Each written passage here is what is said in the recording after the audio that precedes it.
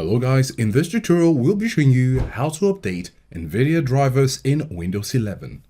Right, we're going to click on our search bar here and search for Device Manager. And after writing device, you can see Device Manager, we're going to click on it. And we're going to look for Display Adapters. Click on drop down and here we can find Nvidia GeForce RTX 3050.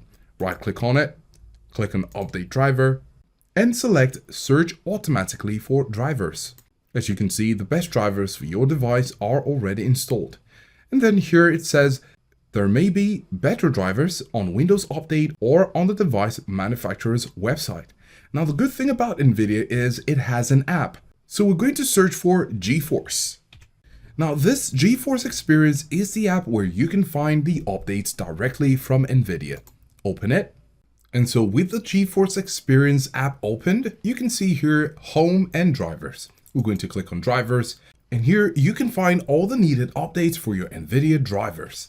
Here you can see the GeForce Game Ready driver, and it's left to be downloaded.